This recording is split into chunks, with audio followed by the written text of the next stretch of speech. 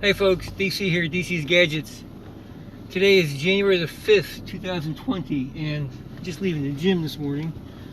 This video this morning is for a young lady over in Tampa that I was chatting with last night through a Facebook app. She's a first-year beekeeper with some issues. And this whole thing goes along the line of something I've been talking about for about a year now, about having a plan when you go in your beehive and developing a strategy for the various problems that you are guaranteed to encounter. And so she's encountered a problem that sooner or later every beekeeper is going to run into this problem. She's a first-year beekeeper, and she's gone in her beehive, and the population is extremely low. And in her case, actually started out low. And she made some mistakes, but we all make mistakes, and we get to recover from them. So let me lay a little bit of ground here. I don't have all the information, but this is what I perceive right now. And we're going to work with this anyway because it'll work.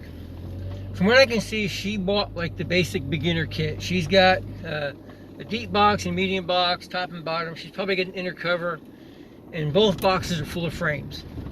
And in her main box, bottom box, she's got 3 frames of actual bees, but the box is still full of frames, and the bees aren't growing. And they can't grow really because there's so much space in there and they're handicapped big time. So we'll change this a little bit. What do you do if you go in your beehive and the population has gone way down? Okay, first thing you got to do is you got to get them into a space that's just slightly bigger than the bees. So in her case, she's got 3 frames of bees. Best thing she could do is stick them in a 5-frame nuke, but she doesn't have a 5-frame nuke. And if you're a beginning beekeeper and you bought the basic package, you probably don't have a 5-frame nuke either. And that's something that everybody should have. Everybody should have at least 2 or 3 5-frame nuke boxes. And in fact, if you come to our beekeeper school in February, South Brevard Beekeepers Bee School, February 29th, Palm Bay, Florida, check Eventbrite. If you come to our beekeeper school, you will build a 5-frame medium nuke box with frames and take it home with you. That's yours to keep forever. And you can do a whole lot of stuff with a 5-frame medium nuke. Alright, so back on topic.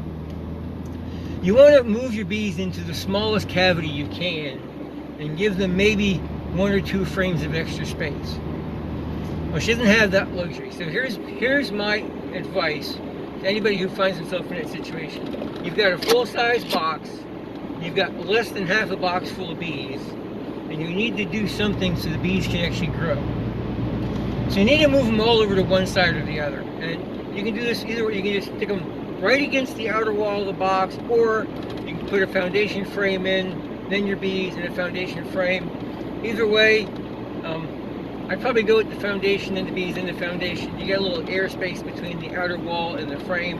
It might act as some insulation. So move all your bees to one side. So in her case, she's got 3 frames of bees. So I'm going to go next to the wall, foundation, 3 frames of bees. The rest of the box is full of foundation. Next thing you want to do is stop airflow coming in from underneath because you're losing heat. The main thing you want to do right now is you want to keep the temperature up in the box because we're in January. Your overnight lows are hitting 50s. You got to get the temperature up in the box so they can make brood. You got to feed the snot out of them, and you got to reduce the size. So that's what we're doing all along here. So cover the bottom somehow. If your package came with a slide-out tray to stick in the bottom to cover it up, like your mite inspection board, stick the board in. If it didn't come with that, you need to find a political sign, lift the whole bottom board up, put the political sign under there, stick it back down. It's not going to close everything up, but it's better than nothing. It's going to reduce some of the airflow. Next thing is reduce your entrance. Now, I'm an advocate for having small entrances all year round. I've removed colonies from people's houses, from trees, from all kinds of structures, and bees can make huge colonies with a hole the size of your thumb. They don't need a 12-inch wide opening in the front of the box. They can do fine with a 1-inch wide opening on one side. So if your box came with an entrance reducer, I'm going to stick that on with the smallest opening, and you want that opening close to where the brood is. If your opening's in the middle of the stick, go find another stick someplace and just cut it to length. So you've got somewhere between 1/2 inch and 1 inch. I wouldn't go any wider than 1 inch. 1/2 inch to 1 inch wide opening on the side right next to where you put your frames. Next thing you want to do is you need to be able to cover the top of this thing. You want to be able to feed them. I don't care much for high front feeders, and I don't care much for open feeders on top of the beehive. I think it attracts your neighbor's bees. You don't want to feed your neighbor's bees, you want to feed your bees. So your inner cover, if you came with inner cover is going to have a hole in the center. And that means the bees have got to leave where the brood is and go across the colony to that hole in the center, then come back in. We don't want to do that. We want to just go straight up. So again, find a political sign. You're going to cut that sign to the exact dimensions of your box. And you're going to cut 2 holes in that political sign, 1.5 to 2 inches around, where you can stick a jar feeder on top of it. And what you're going to do with this is, you're going to find a couple 1-quart jars. Whatever jar you can stick on top of this thing inside your beehive, and stick your top box on, and it's going to totally cover the jar. I saved all kinds of jars. I saved spaghetti sauce jars and picante sauce jars, and any kind of jar I can find, I saved them to make hive top feeders out of. You find yourself a couple jars. You don't want to go in there every day, but we want to feed the fire to these bees, so let them build up. So find a couple jars you can stick in it. So you get your political sign, cut it to the exact size of your box, cut 2 holes about 1.5 to 2 inches around, something that the jar can fit on top of. And you're going to stick them off to one side so that these holes are over top of those 3 frames of bees you just stuck in there. And you're going to make up some sugar water. 50-50 sugar water, 1-to-1 sugar water. Easiest way to do this, and it's not precise, but it doesn't have to be precise, bees don't care. Whatever jar you're using, fill it just a little above halfway with dry cane sugar, and then tap water as hot as it comes out of your tap. Fill it with tap water right to the top. Stir it up real good. Let it sit on your counter for 30 minutes. It'll dissolve out. That's your sugar water. That's your 50-50 sugar water. Then put your lid on, and you're going to put 2 to 4 holes. You don't need a lot of holes. Best way to put a hole in this thing, which is going to get the right size, easiest thing to do, get yourself a heavy-duty stapler. Big T50 stapler. Punch 2 holes, shoot 2 staples in the lid and pull the staples out. Now you got 4 tiny holes in your lid, the exact size you need to feed these things. So you're going to get 2 jars. If you can get a full quart jar in there, great. If you can't, whatever size jar you can get in there, 2 jars. So put your beehive back together. Everything to one side, foundation, bees, foundation all the way out.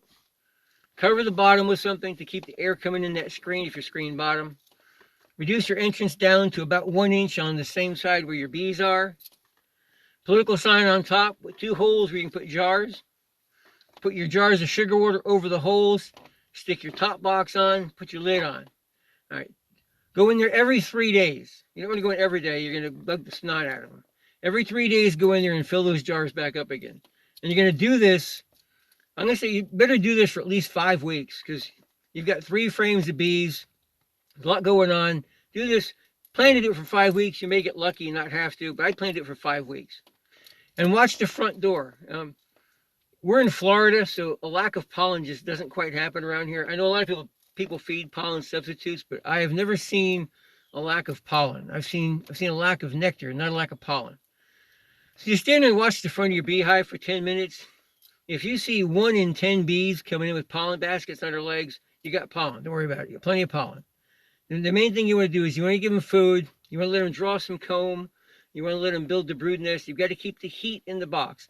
Ran into this problem last year. Had a box with a warped lid. The bees couldn't maintain heat. It was a nuke box, 5-frame nuke box. It wouldn't grow. It just stayed on 1 frame. And I figured out because there was a warp in the top of the box, all the heat was leaving at night. I stuck a new top on the box. It was sealed up. Next week I went in there. She was laying eggs on 2 frames. Because I got the heat up. The bees could keep more brood warm. So that's my advice to you. You run into this problem, try this. It should work. Take care.